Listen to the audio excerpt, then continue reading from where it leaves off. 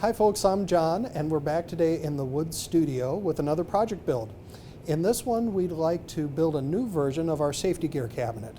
This little guy has been in here for a little bit more than a decade and done some great service, but what it is a convenient location to organize all your safety gear like your safety glasses, ear pro, but what I use the most is this area right here where you keep all your band-aids. The construction is relatively simple. The case is pocket hole screwed together and those fasteners are going to be hidden actually by the cap and the base. The door frame and the back frame are actually the same. They are put together with a half lap joint and we'll go through that for you. Pegboard on the back for hooks, and we have an adjustable shelf to complete the build. This project originally ran in Wood Magazine. For downloadable plans, follow the link below.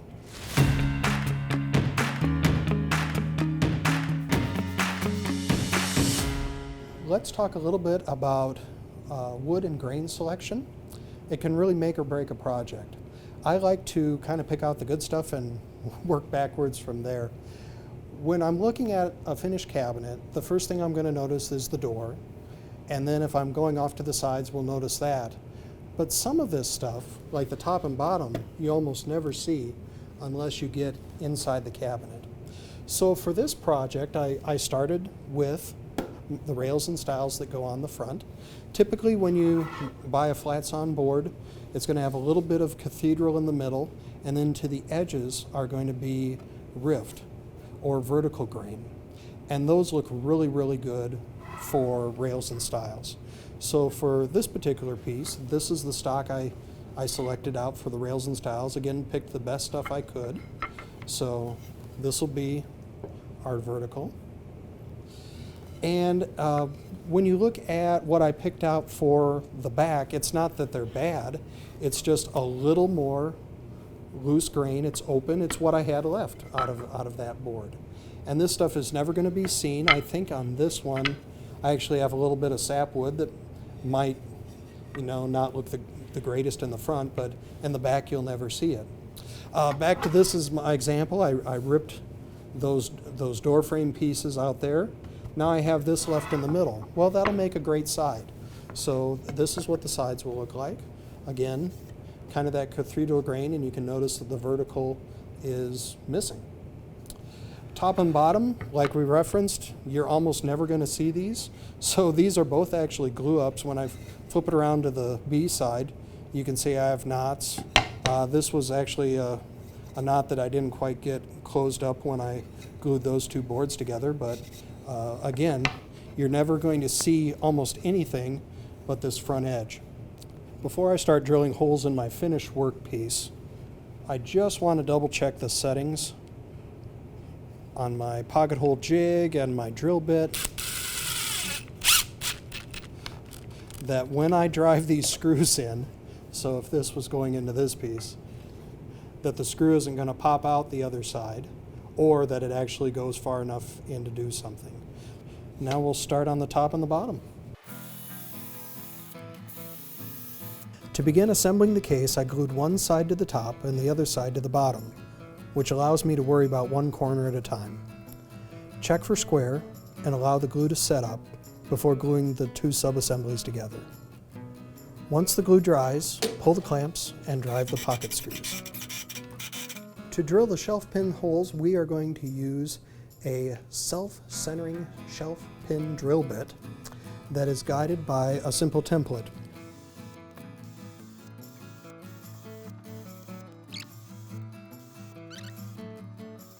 Now I'll repeat the process on the front and back of both sides of the case.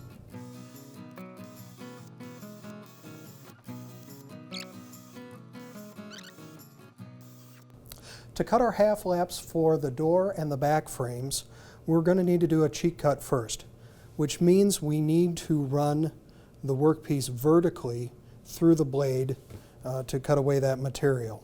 To safely hold this, you're going to need some sort of saddle jig. So this is one I've built for the saw that simply slides and fits over the fence. The goal of this is you want a nice tight fit that doesn't wobble around on the fence as you use it. And this one actually has a a nice little, this is made by Bessie, it's a nice little clamp to hold your workpiece tight. So I'm going to make sure this is tight to the table, lock the workpiece in, and now I have to make a couple of test cuts to try to get this blade centered on my workpiece.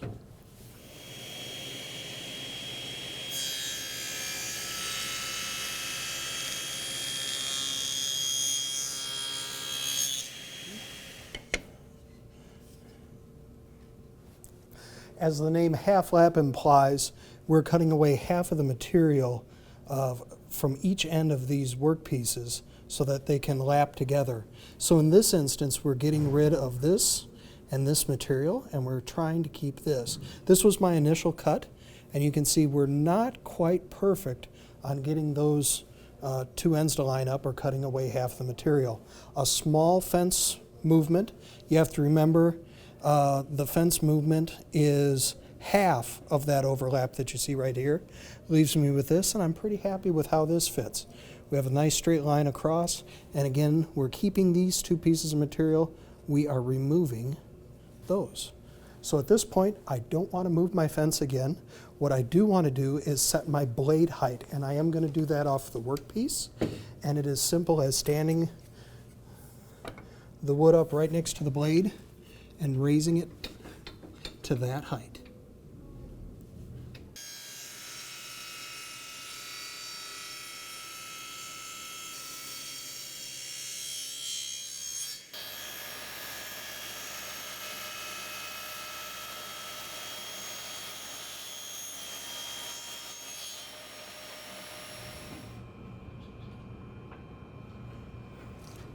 With my half laps cut, I did a dry assembly on the frame just to make sure all my joints are tight and fitting well. The other thing I want to do is double check that the assembly is going to go together square. So this is good. Tight joints, square frame when we get done. I'm actually starting with my rear frame. First of all, it needs to get glued to the carcass, so we want it done first. And this also allows me to practice a little bit before we get to the front door frame that's going to show up a lot more on the finished piece. So to apply glue, I'm going to pull these rails off the stiles, and we're going to apply glue right on these cheeks. Then I'm just going to brush this out just enough to get an even coating.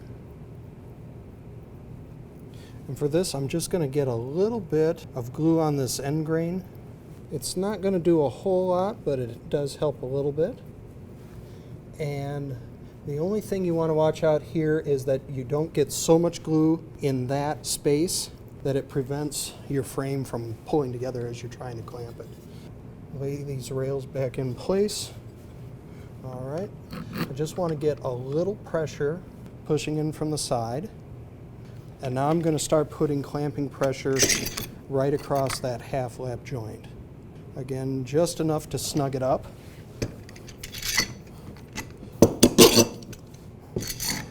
This first round of clamping is just to get everything to kind of snug up as far as the joints go. And then once I'm happy with how things are fitting, we'll put a little bit more pressure on the clamps just to suck everything together. And now we're going to tighten down on those half lap joints. With my frames put together, now I want to glue the case to the back frame. And I've already checked, double checked, triple checked that this frame is square, this case is square. Knowing from my diagonal measurements, this is just ever so slightly larger than the case. I don't know if it'll show up in video, but it might. The one thing, when I did my dry fit, just to make sure everything is lining up, is that my corners can have that same exact spacing. It's just ever so slight off. But then when I get to the middle, the sides of the case are flush, or if I move it a little bit, they almost overhang. So that tells me we have a square case, but these sides are a little bit barrel-shaped. So what I'm going to have to do in this glue-up is bring the sides in. That's what this clamp is going to do. We're going to do that in a controlled manner. I don't want to set it right now and forget it. So what we'll do is we'll put glue around the frame, pin the corners, then this shows up, and that's what's going on with that clamp. That's going to bring the sides in, and I'm going to look for an even reveal down one side, then we'll do the other. So with this, I'm going to do a single bead of glue. Aim for that about 3/8 from the edge. If I cheat towards the edge so that the glue squeeze out goes to the outside of the case and not the inside of the case, but you'll still get some on the inside anyway. Okay, here's where things get interesting.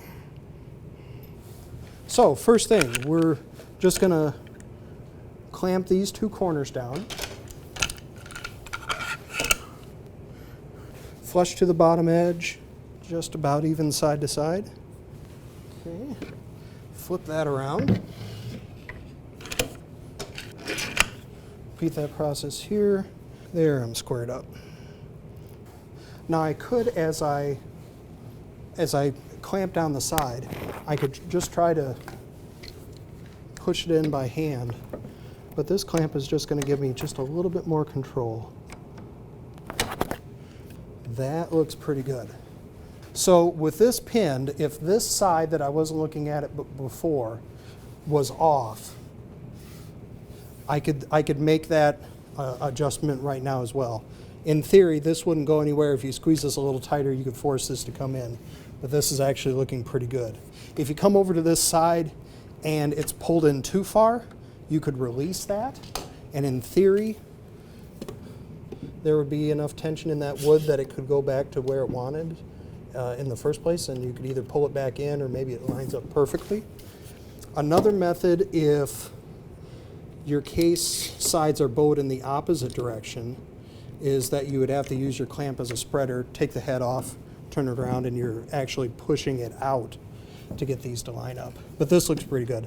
I love this side. We've got a nice, even line of glue squeeze out there. We're a little bit shy there. That's why I keep talking about adding clamps. 2 clamps to each end. That should hold it down.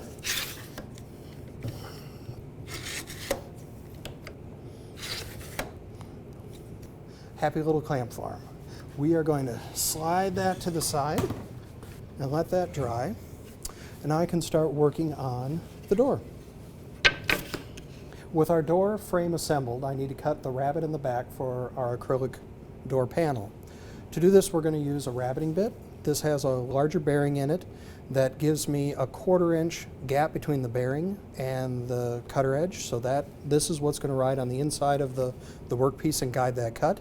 I have the height set to just a little under a 1/4 inch.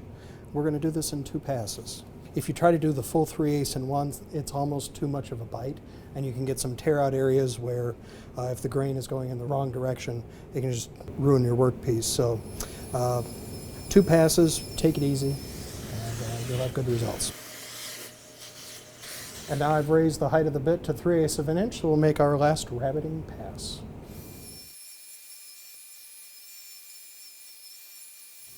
To finish out our rabbet in the door panel, we're going to square the corners with a chisel.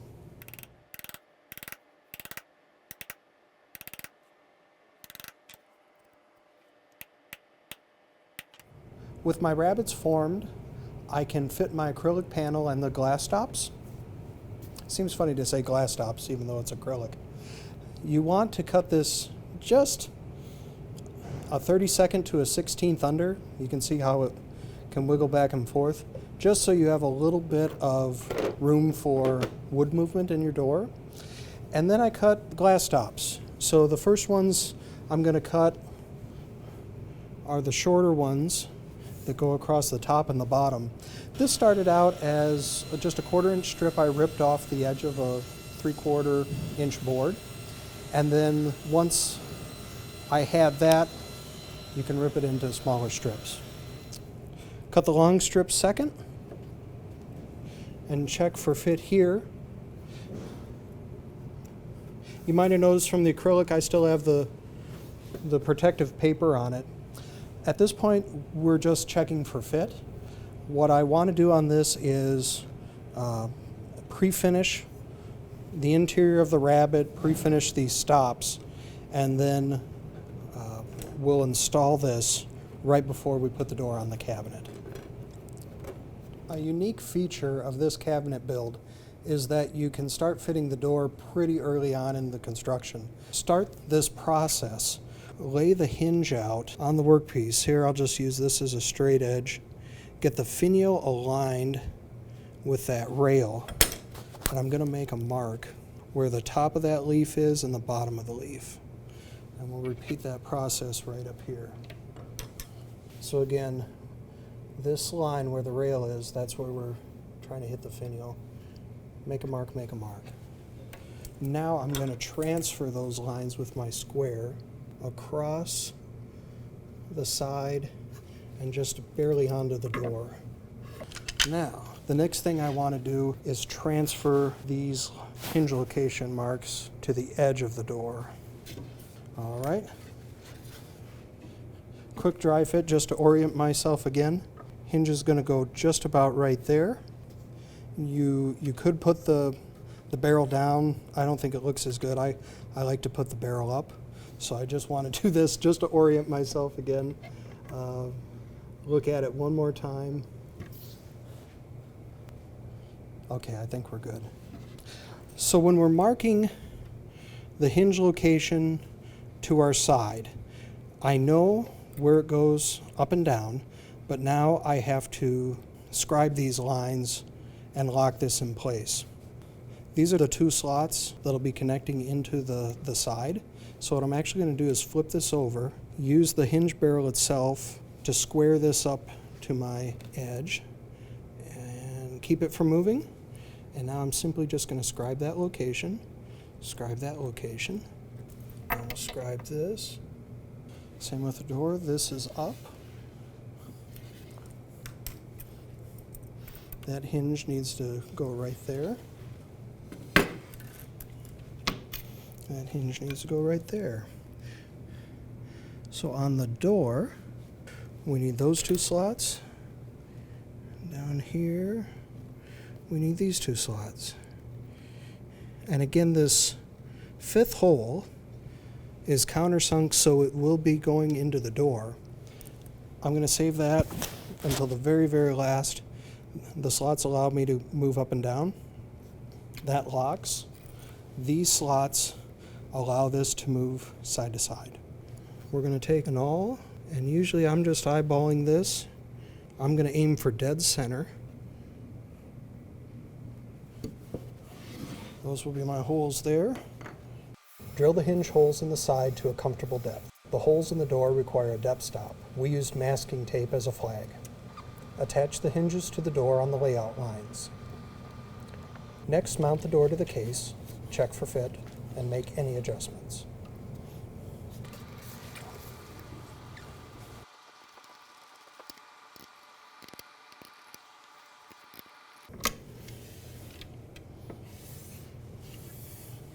With the door removed, I can glue on the cap and the base.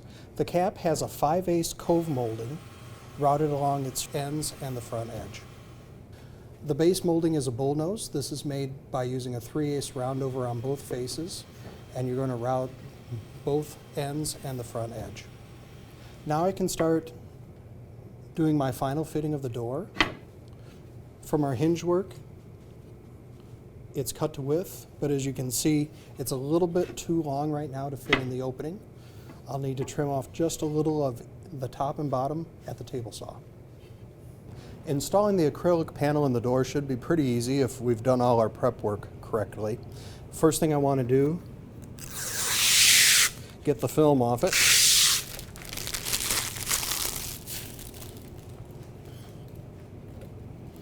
And drop it in the rabbet. Good. We, again, are going to start with the shorter glass stops. And to hold these in place, I'm going to use a 23 gauge headless pinner. And these particular fasteners are 3/4 of an inch long. So if I go straight down on this thing, it's going to not only go through the acrylic, but probably through the door as well into the workbench. So as we're pinning this, we're going to want to shoot not quite horizontally. I want to aim maybe a little bit down. And of course I have to use the gun upside down. There we go.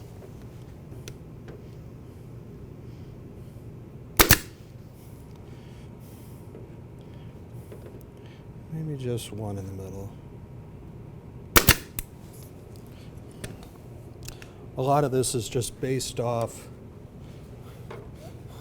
looking at what that glass stop wants to do. So I like to start at the ends, pin those down, and then look in the middle and see what it's doing. If it's bowing in multiple places, then I'm going to nail wherever that gap is. These are laying down pretty nicely. I'm just looking at the stop. I've sanded just a little bit of a chamfer on the top edges that I wanted up. So I need to make sure that those are facing up as we go along here.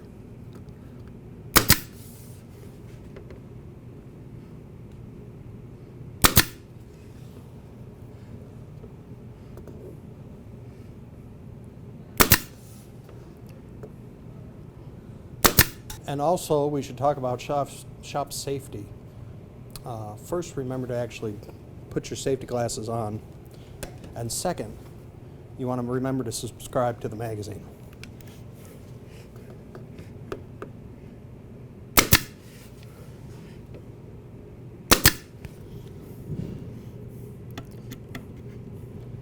So as I'm installing this door, the first thing I want to do is tighten my screws to the center of the slot. That's where I drilled my holes, so it's a good starting point. Okay, first test, does it actually shut? It does. I wanted a little bit more gap at the bottom than I did at the top.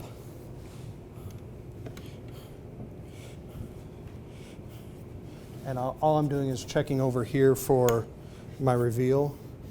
Now the next thing I want to do is stand this up and see what it does under gravity.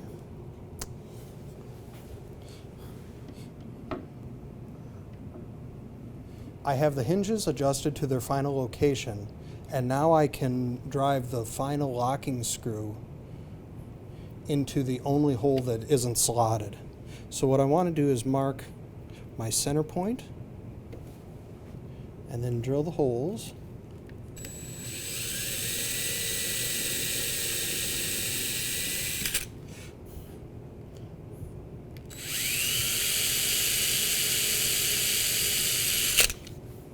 The first thing I want to think about for installing the magnetic catch is actually drilling the holes to hold this thing down. I simply come in with my drill, figure out how close I can get to this edge, keep the catch at that spacing, line it up to the front edge, and then I'm going to scribe these slotted hole locations, and that'll let me know where to mount my screws.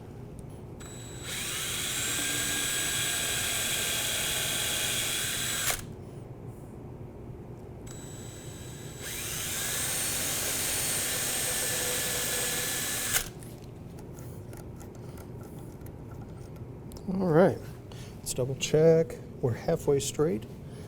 And now we need to mark out where the plate goes on the door.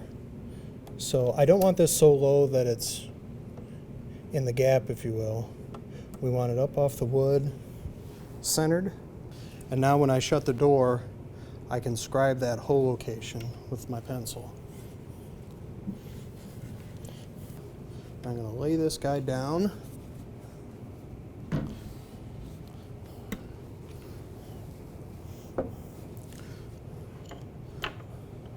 Pencil mark transferred. So this hole will go right there. And again, this plate, we're just going to double check right there. Miss the glass stop. I can't say I planned that, but I'll take it.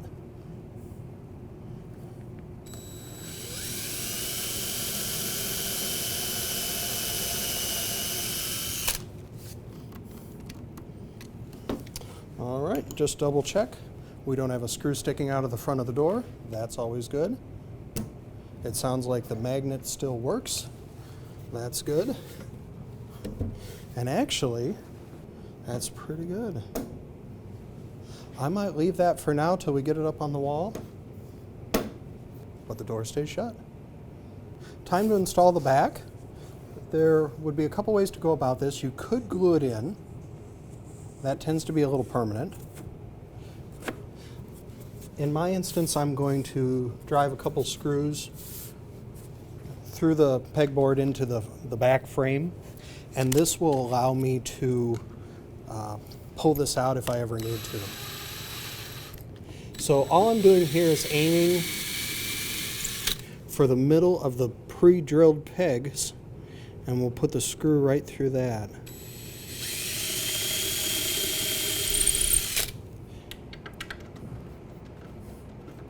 This has been a mostly fun project to build, and I appreciate you sticking with me this long.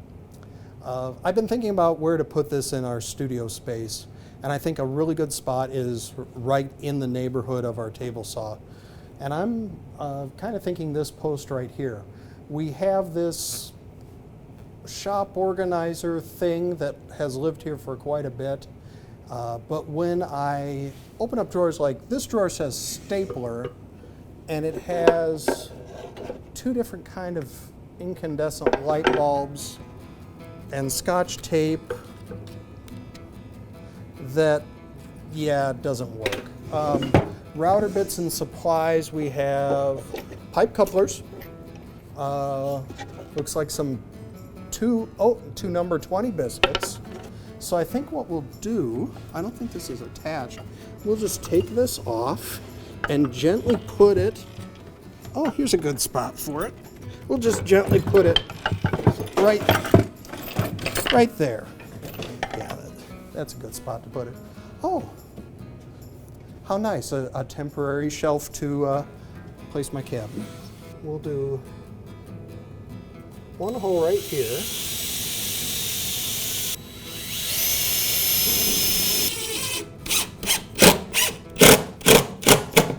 And thank you, temporary shelf.